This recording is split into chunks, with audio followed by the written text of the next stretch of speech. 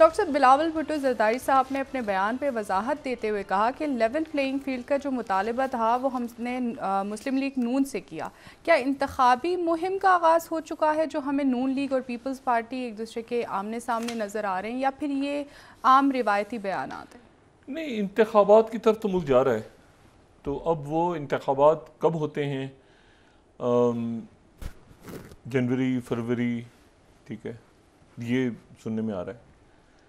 लेकिन इसमें जो है वो हतमी फ़ैसला शायद सुप्रीम कोर्ट ही करे, क्योंकि जो आरिफ अलवी साहब की तारीख़ है और जो इलेक्शन कमीशन का जी। मौक़िफ़ है वो जो है वो अलग अलग है। मुझे मतलब है कि अभी तक हमारे सामने नहीं आया मौक़िफ़, कोई एक मौक़िफ़। तो इलेक्शंस की बस तरफ जा रहे हैं, तैयारियां भी सारी कर रहे हैं। लेकिन इस दौरान जो दूसरी तरफ जो ऑपरेशन जारी हैं, जिसमें अब जो कच्चे का इलाका है सिंध का और पंजाब का, ये दरिया सिंध के साथ साथ जिसको होता है ना, जहाँ यानी पानी भी है और दरख्त भी हैं और लोग नहीं हैं, तो वहाँ पर फिर ये एक प्रॉपर ये गुरो बने होते हैं और वहाँ ले जाते हैं। तो वहाँ पर भी एक ऑपरेशन शुरू हुआ है, और उसके साथ साथ मुख्तलिफ जो छोटे छोटे माफियाज़ हैं और बड़े बड़े माफियाज़, उनके ऊपर भी ऑपरेशन शुरू है। और आज जो है वो IMF ने डूमोर का है, जी। और ये डूमोर बड़ा अच्छा है। उन्होंने कहा है कि जी ये जो जो पेट्रोलियम पेट्रोलियम मसनूआत की की स्मगलिंग स्मगलिंग है हो रही है। इसको ख़त्म किया जाए, और ये देखा जाए कि जी पाकिस्तान देखे कि स्मगलिंग उनकी कैसे हो रही है पेट्रोल की। तो ये पेट्रोल की कीमतें बढ़ने में स्मगलिंग का भी बहुत बड़ा रोल है ना। तो बिल्कुल। ये पेट्रोल की स्मगलिंग को रोकने के लिए उन्होंने कहा है कि जो मुख्तलिफ अदारे हैं वो इसके ऊपर इस मतलब पर सख्त तहकीकात सख्ती, हाँ, करें ताकि और अवाम रिपोर्ट के ऊपर सारा बोझ बताएं। ना डाला जाए, और ये देखा जाए कि पेट्रोलियम की स्मगलिंग जो है वो कैसे हो रही है। और अब फाइज़ साहब जो हैं, कल उनका पहला जो फुल कोर्ट बैठा, और उसके बाद जो है वो उस पर मेरे ख्याल से अक्रॉस द बोर्ड अगर कहा जाए किसी मामले को, कुछ लोगों ने बहुत ज़्यादा उसको पसंद किया कि भाई देखा कि अदालत इस तरह चल रही है। और उसमें मतलब ये भी खबर आई कि शायद कुछ जज साहिबान को उसमें यकीनन एक अजब सा एक मामला पहली दफ़ा हो रहा है, तो उनके कुछ रिजर्वेशन होंगे, लेकिन बहरहाल वो उसका तासुर बड़ा अच्छा गया। और ये एक बात जो पहले भी मैंने कही थी और पहले भी हम करते रहे हैं और दोबारा ये कह रहे हैं कि जो सुप्रीम कोर्ट है फाइज़ साहब को, उनको ज़रा एक तो ये कि पिछले चंद महीने या चंद रोज़ या चंद साल कह लें आप, जो जो भी देते हैं, वो बड़े तल्ख गुजरे हमारी अदालत के हवालों से भी, और हमारे जो मतलब अदालतें भी बहुत ज़्यादा सियासी मामला जब अदालतों में चले जाते हैं तो फिर वो बहुत ही गड़बड़ वहाँ पैदा होती है। तो बहुत ज़्यादा अगर तवक्कुआत तो रखें, लेकिन वो बहुत ज़्यादा ये समझें कि जी 2 दिन के अंदर 4 दिन में सारे मामला ठीक हो जाएंगे, तो ऐसा नहीं होगा। लेकिन डायरेक्शन ठीक होनी चाहिए, जी। सिमत ठीक होनी चाहिए, नीयत ठीक होनी बिल्कुल। चाहिए। तो एक तो कल हमने ये देखा कि वो तकसीम का तासुर, इख्तलाफात वगैरह हुए, लेकिन तकसीम का तासुर जो है वो बिल्कुल बहुत हद तक फाइज साहब ने ख़त्म कर दिया, तकरीबन ख़त्म ही कर दिया। उन्होंने मुशावरत की और उसके बाद वो, और मेरा ख्याल है कि फाइज साहब जो हैं वो इसको ज़्यादा बहुत ज़्यादा मेरे ख्याल से जो अपनी सुप्रीम कोर्ट पाकिस्तान की जो डोमेन है अदालत की, उसमें ये यानी जो बाकी जज साहिबान हैं उनसे भी हम इल्तिजा कर सकते हैं। और फाइज़ साहब के बारे में तो हमें इल्म है कि जी। वो यकीनी बनाएंगे इस चीज़ को कि मतलब ये जो तकसीम और इख्तलाफात और ये वेबसाइट के ऊपर ख़त और जो उनके साथ होता रहा माजी में, तो वही इस रवायत को ख़त्म करेंगे, जो कि अदारा मुल्क का अहम तरीन अदारा किसी भी माशरे में वो वहाँ की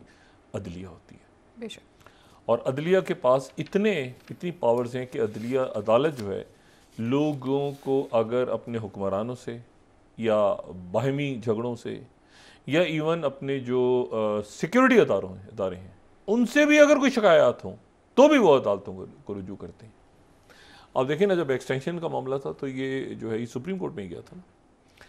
तो बात यह है कि ये अदालत की जो तकरीम है और उसका ये बहुत ज़रूरी है, बहुत ज़रूरी। और एक बड़ा अच्छा आज काम हुआ, और वो ये हुआ कि जो इस हफ्ते जो केसेस हैं, क्योंकि देखें कल जब ये स्टार्ट हुआ, और ये हमेशा से ही होता रहा कि लोगों की भी तवज्जो जो है वो सारी की सारी उस बात में होती है कि जी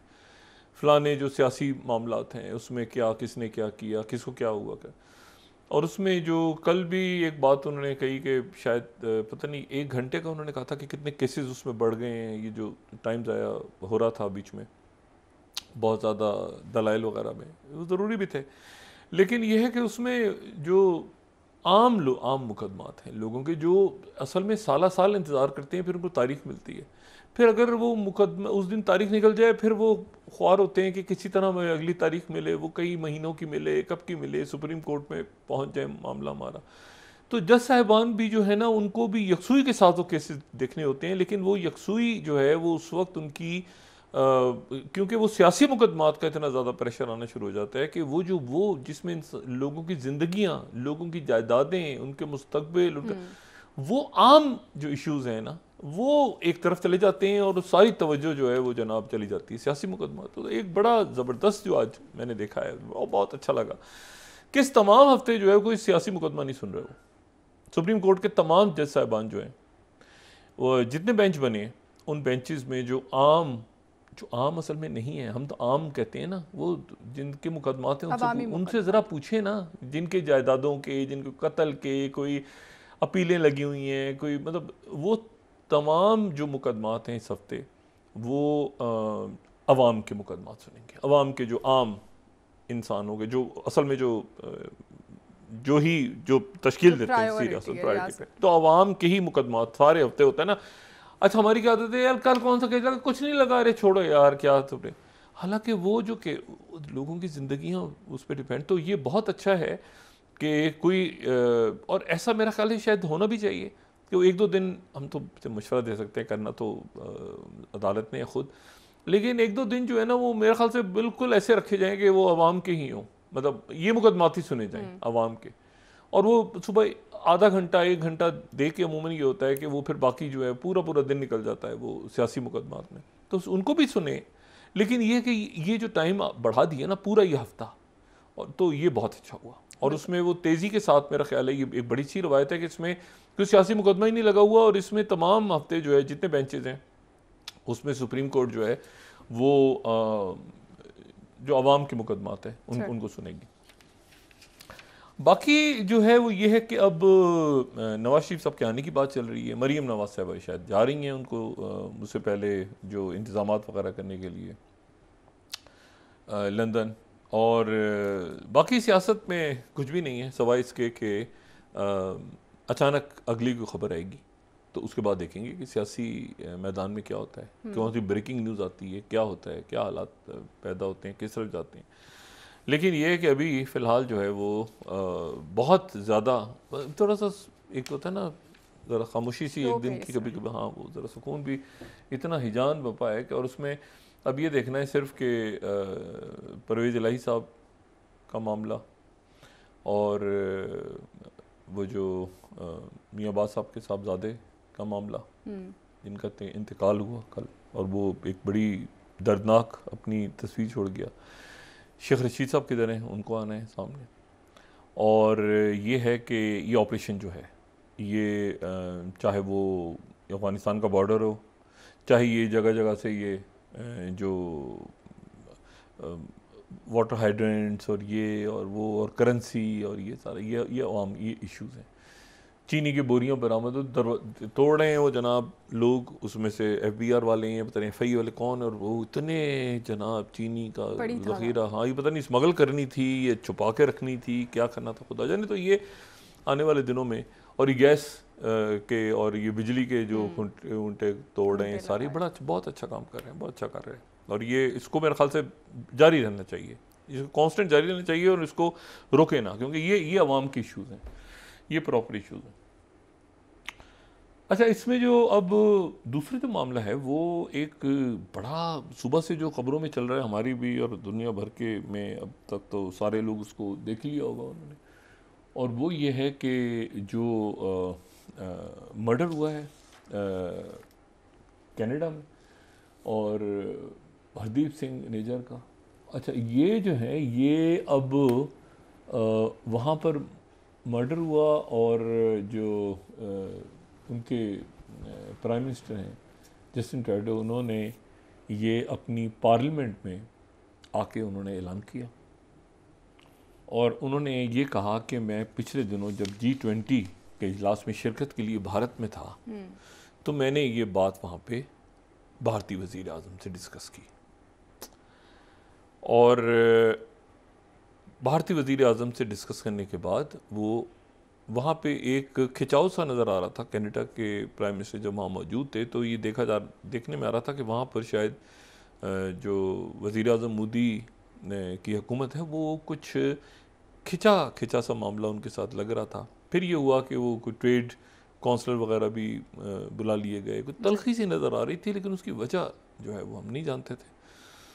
तो फिर ये इन्होंने कल जो एक तकरीर की तो पूरी दुनिया उस पर हिल के रह गई और तकरीर उन्होंने ये की कि जी कनाडा की सरजमीन पे हमारे शहरी को ये चले गए थे 97 में, 45 ईयर्स ओल्ड इनकी उम्र थी और इनको जून में 9:30 बजे ही अपने गैरेज से निकल रहे थे तो इनको दो लोगों ने जो निकाबपोश थे इन्होंने वहाँ कत्ल कर दिया था गुरुद्वारे में, गुरुद्वारे की जो पार्किंग है वहाँ पे कत्ल कर दिया था। और ये 45 दिन में 3 लोग दुनिया के मुख्तलिफ इलाकों में जो है इनके बड़े रहनुमा सिख रहनुमा जो कि खालिस्तान का मुतालबा कर रहे हैं और खालिस्तान की तहरीक चल रही है। कोई पाकिस्तान बनने से पहले, ये आज़ादी से पहले की तहरीक है, ये एक पूरी तारीख़ है। एक सल्तनत सिखों की थी, फिर उसके बाद वो खालिस्तान मूवमेंट शुरू हुई, फिर मतलब बड़ी इनकी लंबी जदोजहद है खालिस्तान के लिए। अब तो कई चल रही है ना, अब तो मणिपुर भी चल रही है, अब तो उधर वो कुकीज़ अपनी मांग रहे हैं, लेकिन ये तो प्रॉपर एक जो है, अच्छा वो भी प्रॉपर, हम भी खालिस्तान को ज़्यादा देखते हैं, वो भी उनकी भी एक तारीख़ है पूरी जो है ना सदियों पुरानी। तो वो बहरहाल उस पर अभी करते रहते हैं बात।